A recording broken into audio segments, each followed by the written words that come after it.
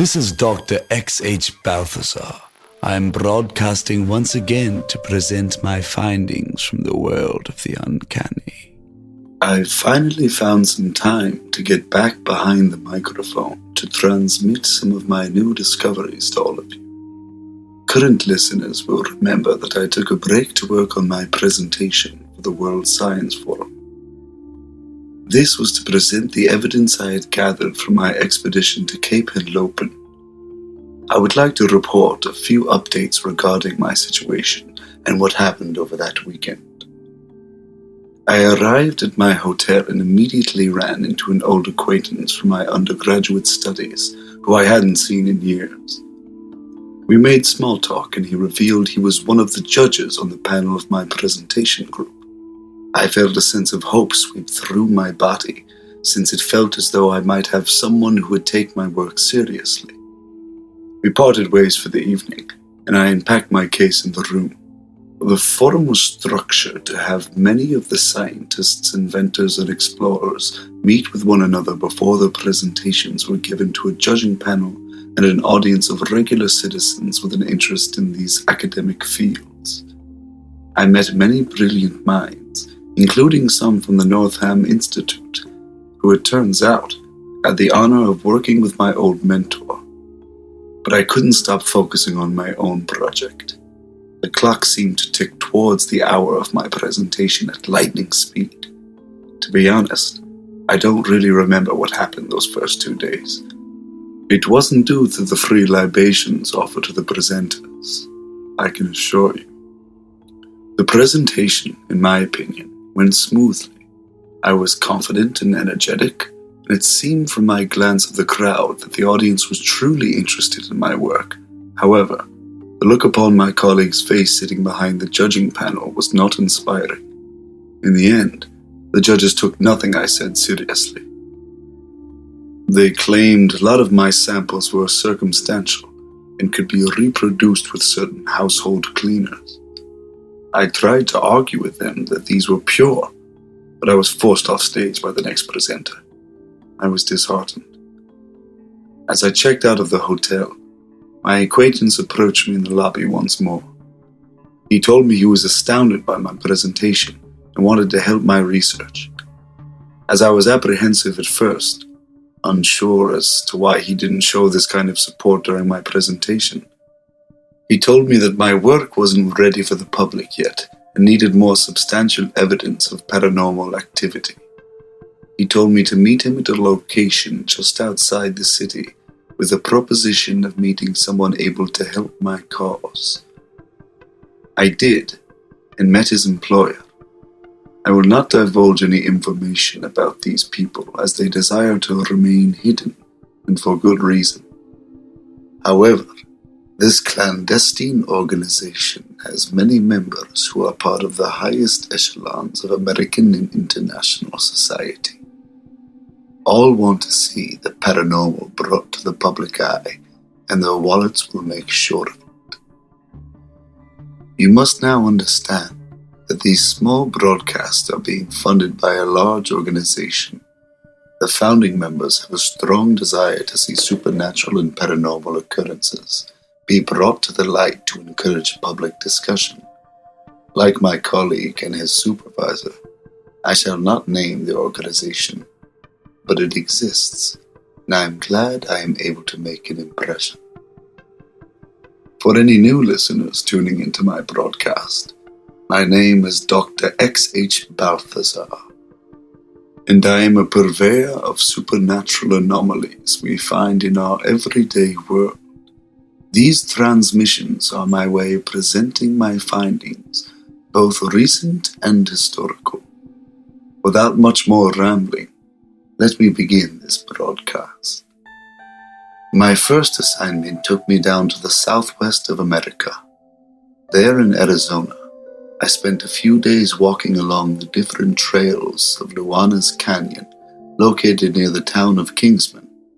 I met some locals who explained to me the significance of what they call Slaughterhouse Canyon. The legend goes that a woman went mad and killed her children after a few days spent in the canyon. You can still hear their cries till this day. I spent days excavating the site and found a diary and several skeletons. The skeletons were that of 2 young children and an older woman. The diary is what I expect to be a central player in the creation of the urban legend. I gave the writings to the Historical Society of Arizona, which they presented in a press conference to the townsfolk. I recorded the recitation of the letters for this broadcast. Good evening. My name is Dr. Ingrid Clark. I work with the Historical Society of Arizona. Today we are proud to announce a truly amazing discovery which has been given to us by a friend of the Foundation and State. I will keep his name confidential as he has instructed me to do so. The following diary was found in Luana's Canyon, which many of us like to call Slaughterhouse Canyon. These findings have opened the lid to the legend surrounding the area, shining the spotlight of reality on such a mystic event that has lasted throughout our area's history. I've selected the most prominent of the entries that do their best to orchestrate the legend into fact. The author of this journal is Jane Wisby, a mother of 2 and wife to Orville Wisby. January 16th, 1856. Orville has left us once again to find riches he believes are hidden in the mountains. I always tell him what he's doing is foolish, but he's determined. Benjamin and Samantha hate to see their father go, but he assures them that he'll be coming back. He always comes back. I just wish he wouldn't leave us so often. There was a westward wind blowing my hair back as I watched him take off north. An uneasy breeze followed. It felt like the devil himself was trying to tell me to grab him before it was too late. But I just shut the door and attended to the children. We prayed to God for his safe return, and then began our chores. It'll be a few weeks till Orville returns. At least I'll have the children to keep me company. January 30th, 1856. Orville didn't arrive today. We have some food stored, but it won't be enough to last us longer than a week or so. I'm not worrying for the children's sake. I told them that he'd be arriving in the next few days and that it was just taking him a lot more time to bring all the food he'd brought with his gold. But I am worried. That feeling I felt when he left it, that seems to have been an omen. I do believe the Lord is looking out for the children, for all of us. If Orville doesn't arrive in the next few days, I'll have to take the children out of the canyon to find food. I pray he comes back to us. February 5th, 1856. Samantha came down with a fever today. I've had to be at her bed while Benjamin waited outside all day for his daddy to arrive. I told him to sit in the shade, but he wouldn't listen to me. He's stubborn like Orville. It reminds me so much of him. His skin is burned up sitting in that hot sun all day. Orville still hasn't arrived, and Ben began crying. It sounded like it was coming from all around us. I don't know why, but it sounded like there were 2 of him calling out to me to bring his papa back. I couldn't leave Samantha's side to see, so I must be imagining things. It's this heat. We're running low on food, but we still have the well. I'm hoping Samantha's fever will end soon. February 9th, 1856. The food's run out. All we have is the water from the well. But we can't stay here. Orville hasn't shown up. I don't think he will. Samantha's fever has broke. Ben still sits on the porch waiting for his father. And he doesn't stop crying, neither does Samantha. Their cries are echoing all over the hills of the canyon. It sounds like the souls of the dead children calling up to me from hell. They're telling me I'm a bad mother. I know it's not true. I'm doing the best I can. We need to get out of the canyon. I can't keep listening to their cries. I can't. I know they're wrong. They must be. I don't know what day it is today. I found a dead crow in the well. We can't draw water from there now. I've tried to put together our things to leave, but I'm so weak. The children keep crying. They don't stop. Their cries are ringing throughout my head, and it doesn't stop. They grow in volume as the ones who died before them call out to me wanting a mother down in hell. I need it to stop. I want to make it out of here. But I don't think I will. I know the children will not be able to. I wish that they would just stop crying. I can't think. I don't want to think, why did Orville forsake us? Why did God forsake us? I don't know how we're gonna make it. But I need the children to stop crying. I must make them stop crying. That is the end of the diary entries. It's a terrifying ordeal what that woman must have gone through. We've made some preparations to honor their memory in the canyon and hoped that many people stop referring to it as Slaughterhouse. Once the bodies have been examined by the coroner, we will give the family a proper burial. We will be taking questions regarding the historical events of this family. The story surrounding the diary entries is a sad conclusion to what many families went through in that era.